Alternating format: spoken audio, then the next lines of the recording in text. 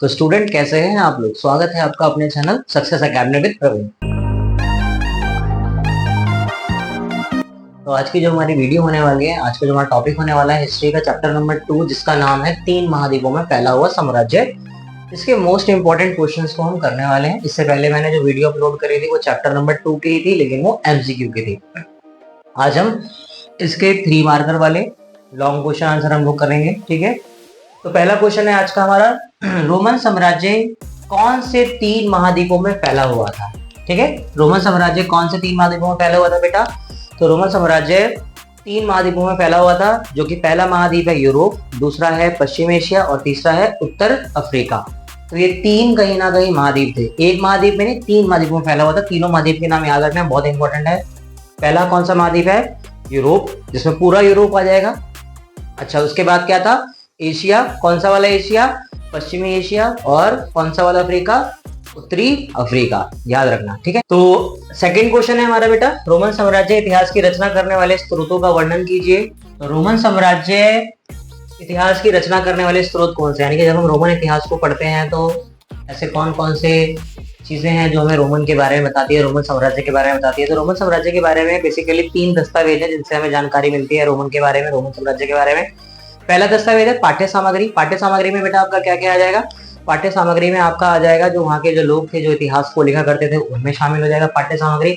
पाठ्य सामग्री का अगर मैं इजी बताऊं तो कह देना कि वहाँ के जो लोग थे जो लिखा करते थे, जो पत्रों को लिखा करते थे, चीजों को लिखा करते थे, वो पाठ्य सामग्री में आएगा। दूसरा जो है वो है आपका दस्तावेज। दस्तावेज में आपके क्या आ जाएंगे, अभिलेख आ जाएंगे, पांडुलिपि आ जाएगी। ठीक है, फिर तीसरा जो हमें जानकारी मिलती है रोमन साम्राज्य के बारे में वो मिलती है भौतिक अवशेष। भौतिक अवशेष में क्या क्या लिखोगे, इमारतें आ जाएंगी, आपके बर्तन आ जाएंगे मिट्टी के। तो इनसे कहीं ना कहीं हमें पता लगता है, सिक्कों से पता लगता है रोमन साम्राज्य के बारे में। तो रोमन साम्राज्य इतिहास की रचना करने वाले स्रोत कौन कौन से हैं, तो आप बोलोगे पाठ्य सामग्री, दूसरा क्या है दस्तावेज, और तीसरा क्या है भौतिक अवशेष। ठीक है, नेक्स्ट क्वेश्चन है हमारा बेटा, रोमन साम्राज्य को कितने चरणों में बांटा गया है। तो रोमन साम्राज्य को बेटा 2 चरणों में बांटा गया है। कितने चरणों में बांटा गया है, 2। ठीक है, एक है परवर्ती काल और एक है पूर्ववर्ती काल। पूर्व का मतलब क्या होता है, देखो जब भी ध्यान रखना, जब आप इसको पढ़ोगे रोमन साम्राज्य को कितने चरणों में बांटा गया, तो 2। तो 2 में आपको क्या याद रखना है, एक है पूर्व और एक है पर। पूर्ववर्ती का मतलब होता है पहले एंड परवर्ती का मतलब होता है बाद में। ध्यान रखना, ये पहले बाद में मतलब, यानी कि अगर हम बात करें पूर्ववर्ती काल की तो रोमन साम्राज्य जो था उसका जो पूर्ववर्ती काल था वो 3री शताब्दी और उससे पहले के काल को पूर्ववर्ती काल बोला गया है, और बाद के काल को यानी कि 3री शताब्दी के जो बाद का काल था उसको क्या बोला गया है, परवर्ती काल। तो समझ में आ गया रोमन साम्राज्य को कितने चरणों में बांटा गया है, 2। कौन कौन से, एक पूर्ववर्ती काल और एक परवर्ती काल। नेक्स्ट क्वेश्चन पे आ जाते हैं बेटा हम, प्रिंसिपेट क्या था।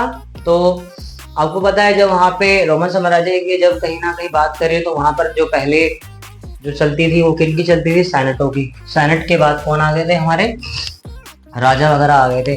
27 ईसा पूर्व की बात करें तो वहां पे राजाओं का कहीं ना कहीं शासन हो गया था, और जो हमारे पहले जो राजा थे वो थे हमारे ऑगस्टस। ध्यान रखना, तो प्रिंसिपेट क्या था, तो ऑगस्टस ने 27 ईसा पूर्व में जो राज्य स्थापित किया था उसी को क्या बोला गया था, प्रिंसिपेट। ध्यान रखना, 27 ईसा पूर्व में ऑगस्टस ने जो राज्य स्थापित किया था उसी राज्य को उसने प्रिंसिपेट बोला था। ध्यान रखना, ऑगस्टस का वैसे जो नाम था वो ऑक्टेवियन था, उसने अपना नाम ऑगस्टस रख लिया था, और जिस तरीके से उसने राज्य चलाया, जो उसने स्थापना करी राज्य की, उसी को क्या बोला गया था, प्रिंसिपेट। नेक्स्ट क्वेश्चन आता है, रोमन साम्राज्य की सेना की विशेषता बताइए। रोमन साम्राज्य के पास जो सेना थी उसकी क्या विशेषता थी, तो रोमन साम्राज्य की जो सेना थी काफी विशाल सेना थी, काफी बड़ी सेना थी। ठीक है, इनकी जो सेना थी बेटा, इनकी सेना की विशेषता पहली मैंने आपको बता दी है, काफी बड़ी सेना थी, व्यावसायिक सेना थी। व्यावसायिक यानी कि इनको सैलरी मिला करती थी, जिसमें कहीं ना कहीं कह सकते हो कि 60,000 से भी ज्यादा सैनिक शामिल थे। 60,000 से भी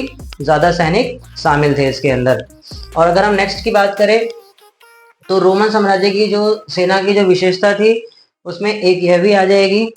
नेक्स्ट क्वेश्चन है बेटा, रोमन साम्राज्य के राजनीतिक इतिहास के 3 प्रमुख खिलाड़ी कौन थे, तो वो थे बेटा सम्राट, सेनेट, सेना। ध्यान रखना, ठीक है ना। नेक्स्ट क्वेश्चन आता है, रोमन साम्राज्य के 3री शताब्दी के संकट की व्याख्या करें। देखो 3री शताब्दी रोमन साम्राज्य के जो पहले के 2 शताब्दी थी ना वो बहुत बढ़िया थी, लेकिन जो तीसरी शताब्दी आई ना तो उसमें ना बहुत सारे संकट देखने के लिए मिले।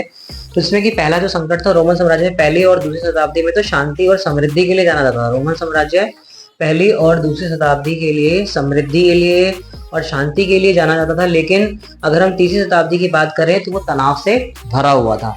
अब क्या क्या तनाव थे यहाँ पे, तो उन तनावों को मैं आपको एक्सप्लेन कर रहा हूँ।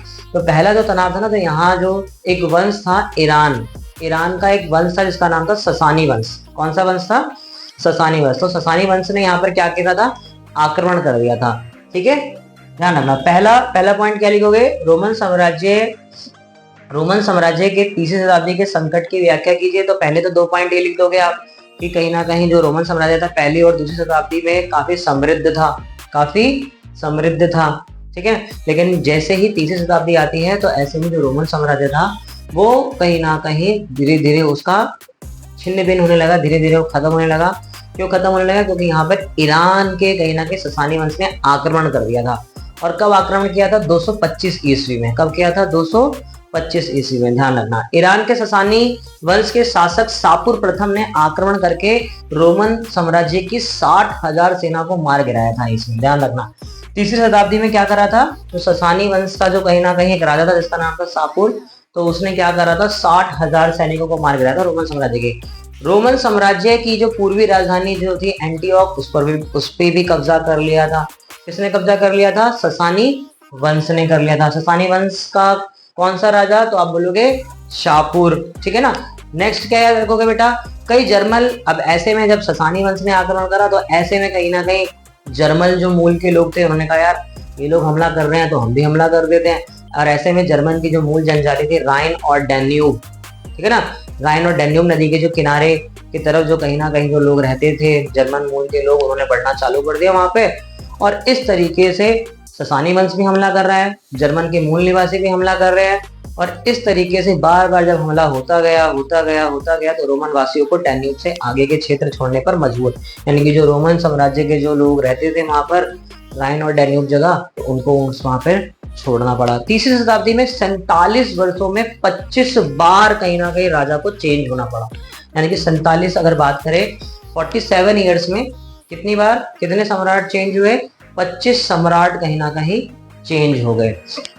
नेक्स्ट की बात करें तो ऐसे में इस अवधि से साम्राज्य को बड़ी तनाव स्थिति से गुजरना पड़ा। कौन से काल में? तीसरी शताब्दी के काल में। तो नेक्स्ट क्वेश्चन है हमारा, रोमन साम्राज्य की सामाजिक विशेषताओं की व्याख्या करें।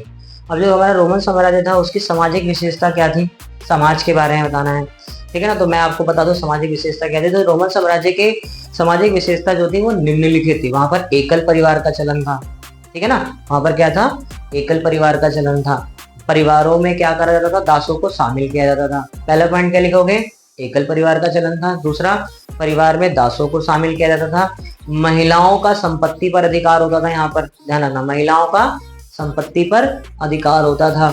नेक्स्ट याद करना, नेक्स्ट क्या याद करना है आपको? तलाक देना आसान था यहाँ पर, ठीक है ना। और जो विवाह की आयु थी ना वो निश्चित कर रखी थी।